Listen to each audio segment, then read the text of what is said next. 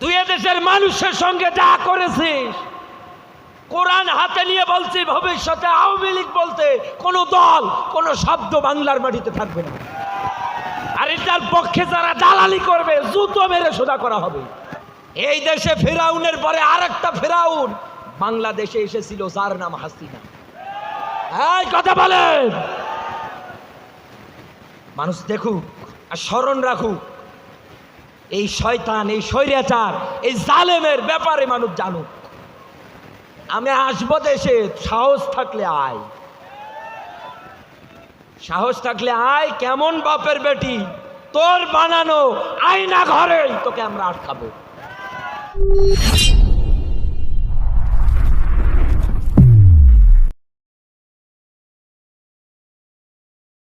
ওয়ানিবু ইলা রাব্বিকুম, এই দুনিয়ার ময়দানে রবের পথে ফিরে আসা লাগবে আপনাকে মরণ আসার আগেই। মরণ আসার, আরো জোরে বলে, মরণ আসার আগেই আসা লাগবে আপনাকে। আইয়াতিয়া আহাদাকুমুল মাউত, মরণ আসার আগেই আপনাকে রবের পথে ফিরে আসা লাগবে। কিন্তু বাংলাদেশের সিস্টেম আলাদা।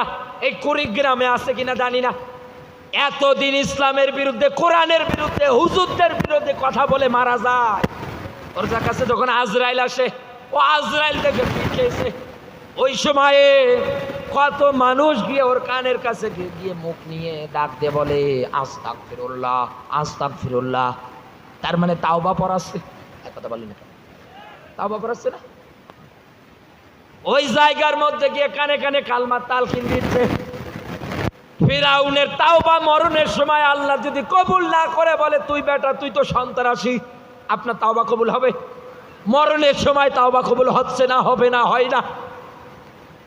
যদি আপনার তাওবা আল্লাহ কবুল করে তাহলে ফিরাউনেরটাও করা লাগবে। এই কথা বলে, ফিরাউনের কি তাওবা কবুল হবে? ওকে কি আল্লাহ জান্নাতে দেবে? আমার আল্লাহ পাক তো আজও ওকে ওই নীল নদে চুব্বানোর পরে যখন ওর দেহ থেকে প্রাণ পাখিটা বের হয়ে চলে গিয়েছে, ওর দেহটাকে আমার আল্লাহ পাক তো আজও শুটকি বানিয়ে রেখেছে। আপনি যান মিশরে, গিয়ে দেখবেন ফিরাউন ওই জায়গার মধ্যে শুয়ে আছে একেবারে শুটকির মতো, ওর শরীরে কোনো পছন্দ করছে না। আমার আল্লাহ ওকে শুটকি বানিয়ে রেখেছে। এই জন্যে আল্লাহর কোরআনের ব্যাখ্যা, কুল সিরু ফিলার ফানজুর কাইফা কানা আকিবাতুল মুকাদ্দিবিন। আল্লাহ পাক বলেন, বান্দা তুই আমার জমিন ভ্রমণ কর আর দেখ দুনিয়ায় এরকম আমার সত্যের অবিশ্বাসকারী দুনিয়ায় যারা হয়েছিল, দুনিয়ায় যারা কাফের হয়েছিল, বেঈমান হয়েছিল, দেখ আমি আল্লাহ তাদের সঙ্গে কি আচরণ করেছি। এই কথা বলে, আমরা সবাই জানি আমাদের দেশেও একজন মিনি ফিরাউন ছিল। ওনার বানানো আয়না ঘরগুলো রেখে দেওয়া দরকার। এই কথা বলে, এগুলো আরো সুন্দর করে ভালো করে রেখে দেওয়া দরকার। আর এই দেশের 64 জেলার মানুষকে ওই জায়গাগুলোতে ভ্রমণ করানো দরকার। এটা রাষ্ট্রপক্ষ থেকে দরকার। কারণ দেশের 64 জেলার মানুষ দেখুক ব্যারিস্টার আরমান আসনের মতো মানুষদেরকে আয়না ঘরের মতো জায়গার মধ্যে 8 বছর আটকে রেখেছিল ফেরাও। একাধারে এরকম হাজারো মানুষকে নির্যাতন করেছে যারা দিনের আলো পর্যন্ত দেখতে পেত না। সব সময় অন্ধকার আচ্ছন্ন একটা জায়গায় 8 বছর একাধারে আপনি কাটিয়ে রেখেছেন একটা মানুষকে।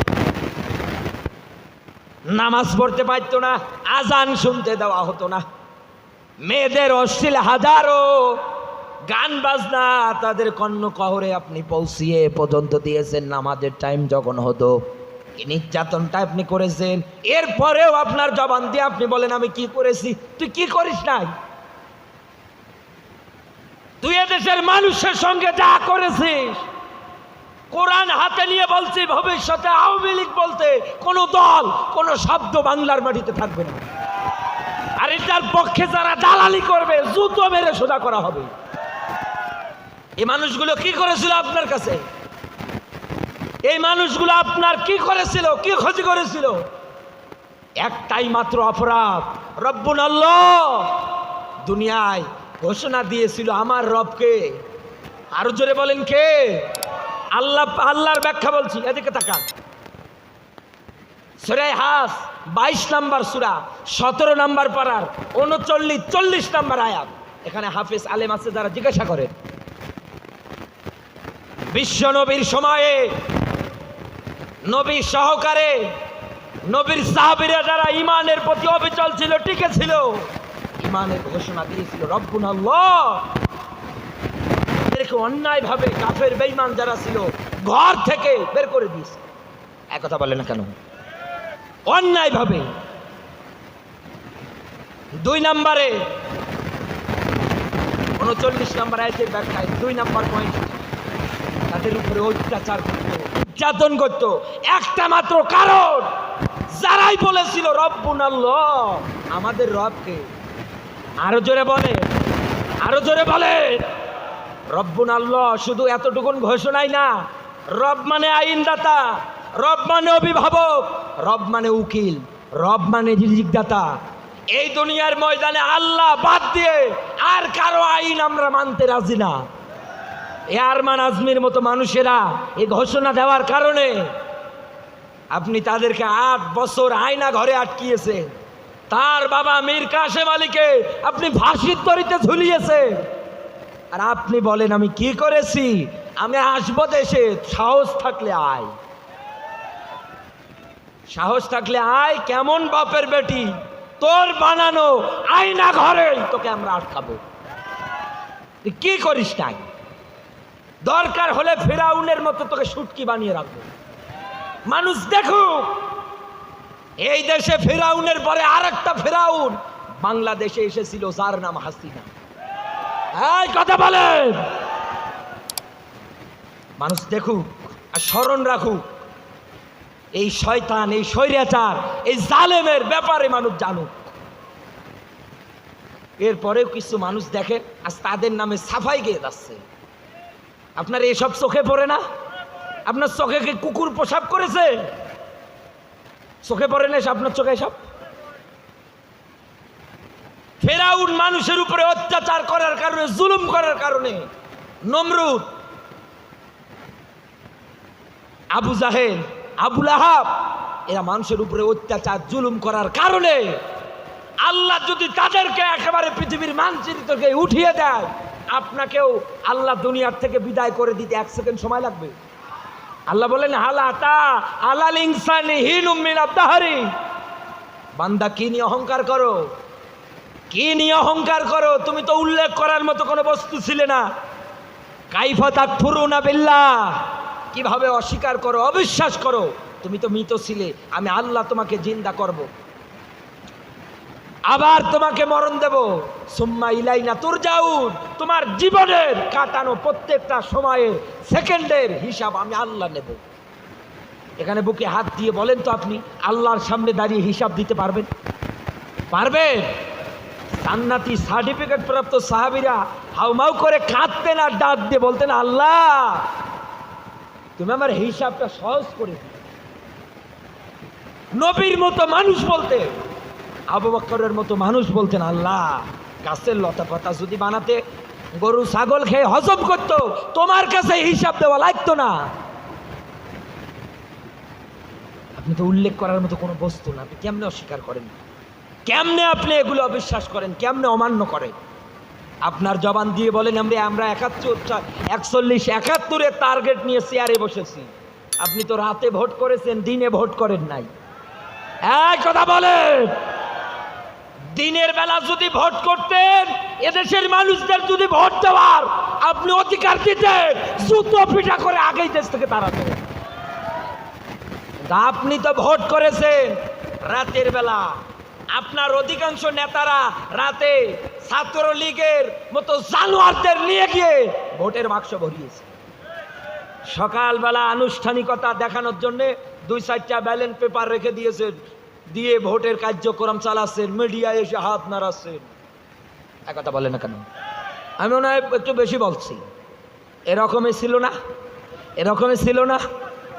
আল্লাহ বলে থাম, তোর 71 আর 41 শেষে 24 সালে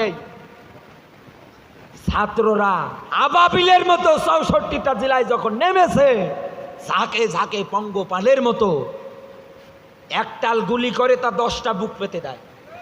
এই কথা বলে, প্রথমে ছিল 9 দফা, পরে এলো 1 দফা। এদেশে কোনো স্বৈরাচার, কোনো জালেম যেন থাকতে না পারে। শেষে বুবু তুমি পালানোর রাস্তা পাও না, আবার বলো যে আমি করেছিটা কি। লজ্জা শরম হায়া বলতে যে একটা জিনিস আছে, এটা যদি ওদের থাকতো তাহলে ওরা এ বাংলার মাটির দিকে চোখ তুলে তাকাতো না। এই কথা বলেন, এদের তো লজ্জাই নেই। বেহেয়া, নির্লজ্জ, ছোট লোক। এতদিনে আপনি যা করেছেন, মানুষদের অত্যাচার করার কারণে আল্লাহ যদি এক একটা কওমের এরকম অত্যাচারীদের বিদায় করতে পারে, আপনাকে বিদায় করতে আল্লাহ সেকেন্ড সময় লাগবে না। এটা ভালো করে মনে রাখবে। নমরুদ, ফেরাউন, আবুল আহাব, ইতিহাস পড়েন, জীবনী পড়েন, নিকৃষ্ট মরণ। আর আবুল আহাব ধ্বংস হয়েছে একটাই মাত্র কারণ, মানুষের উপরে অত্যাচার করার কারণে। তা আবু জাহেল, আবুল আহাব এরা নবীর সঙ্গে যা করেছে ওই সময়ে, এখনো নাইবে নবীদের কাজ, নাইবে নবীদের উপরে একই নির্যাতন চালাচ্ছে ওদের অনুসারীরা। বর্তমান আর সময়ের আবুল আহাব আর অতীতের আবুল আহাব একই। কোনো তফাৎ আছে? কোনো তফাৎ আছে? নিজের মন মতো হলে ভালো, নিজের মন মতো না হলে এরা রাজা।